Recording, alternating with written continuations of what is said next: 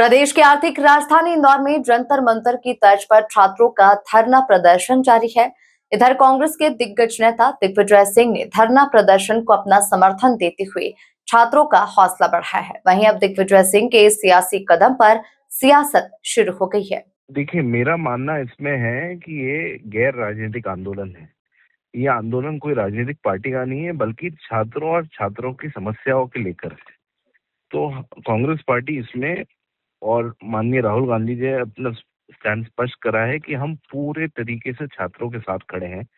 चाहे वो दिल्ली में आप देख सकते हैं कि किस तरीके से राहुल गांधी जी स्वयं गए थे, धरने पर बैठे थे और उनको पुलिस ने घसीट के ले जाया गया और किस तरीके से पुलिस बर्बरता कर रही है बच्चों के साथ और कांग्रेस के नेताओं के साथ। इसमें पता चल रहा है कि सरकार की मंशा क्या है। सरकार की मंशा यही है कि लोकतंत्र खत्म हो जाए। लोकतंत्र का पहला पहलू होता है जहाँ पे कोई भी व्यक्ति अपना विरोध जता सकता है। तो बेचारे अगर आप देखें तो बच्चे वहां पे बैठ के सिर्फ अपना विरोध जता रहे थे और उनकी मांगे सही थी। उनने यही तो मांग करी कि नीट की एग्जाम में ट्रांसपेरेंसी होनी चाहिए, पूरा एजुकेशन सिस्टम सही होना चाहिए और जो ये पेपर लीक्स होते हैं ये बंद होने चाहिए। जो 20 से ऊपर बच्चों की मौत हो गई है, जिनने सुसाइड कर लिया है, उसकी जवाबदेही कौन लेगा? सरकार ही तो लेगी, एजुकेशन मिनिस्टर ही तो लेगा। अगर उनने एजुकेशन मिनिस्टर का इस्तीफा मांगा तो क्या गलत करा? और उसी तर्ज पे अगर आप देखें तो इंदौर में भी जो आंदोलन चल रहा है बच्चों द्वारा, मैं स्वयं वहां पे मौजूद था और मैंने बच्चों का प्रोत्साहन करा। कल माननीय दिग्विजय सिंह जी, जीतू पटवारी जी दोनों वहां पे गए थे।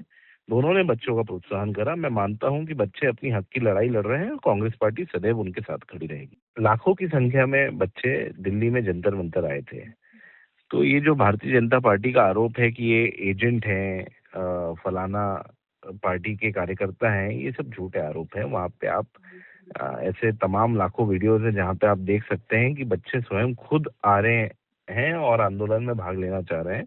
और ये जेन जी इंडिया की है, ये अब जाग चुकी है और ये क्रांति की शुरुआत है। मैं दावे के साथ कह सकता हूँ कि 2028 में प्रदेश में और 29 में देश में भारतीय जनता पार्टी की सरकार को उखाड़ फेंकेंगे। जैसे कि कल दिग्विजय सिंह वहाँ गए, तो मैं आप एक चीज कहना चाहूंगा उसके पहले कि कांग्रेस का चाल चरित्र शुरू से ही रहा है कि लाशों पर राजनीति करना, देश को दांव पे लगा के राजनीति करना, अपने मतलब के लिए देश को जलाना से भी पीछे ना हटना, ये कांग्रेस की हमेशा से मानसिकता रही है। आज युवाओं का जो भी एपिसोड जो देश में चल रहा है, तो मैं बताना चाहता हूँ कि भारतीय जनता पार्टी और मोदी जी दोनों के प्रण और प्राण है युवा। अगर जब भारतीय जनता पार्टी बात करती 2047 विकसित भारत की, तो यही युवा हैं जिनके बलबूते पे मोदी जी 2047 की बात करते हैं।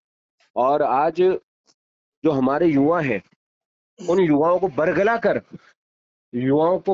कर अपनी राजनीतिक रोटियां सेकना, ये कांग्रेस को भारी पड़ेगा। भारतीय जनता पार्टी का प्रत्येक कार्यकर्ता प्रण प्राण से डटा हुआ है और कांग्रेस को मुंहतोड़ जवाब देने के लिए तत्पर है कि कांग्रेस किसी भी स्थान पर, चाहे संसद हो, विधानसभा हो या रोड हो, हर जगह पे कांग्रेस को मुंहतोड़ जवाब दिया जाएगा। और देश के युवाओं को, जो हमारे बच्चे, अपने बच्चे जो आज बैठे हुए हैं, वो सब हमारे हैं, अपने हैं। भारतीय जनता पार्टी उनके भविष्य को लेकर पूरी प्रतिबद्ध है।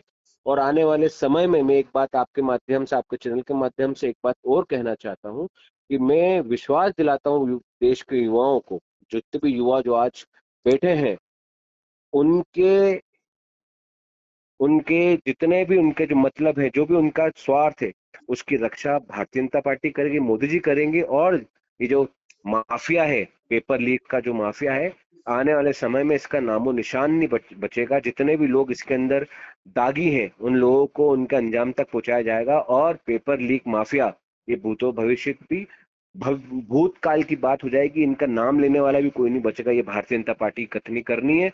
बहुत जल्दी सकारात्मक परिवर्तन देश में आपको मिलेंगे, युवाओं का भविष्य संरक्षित होगा और भारतीय जनता पार्टी के नेतृत्व में ही युवाओं को एक उज्जवल भविष्य मिलेगा। ये मेरी आप सबसे निवेदन भी है और आप सबको मैं विश्वास भी दिलाता हूँ।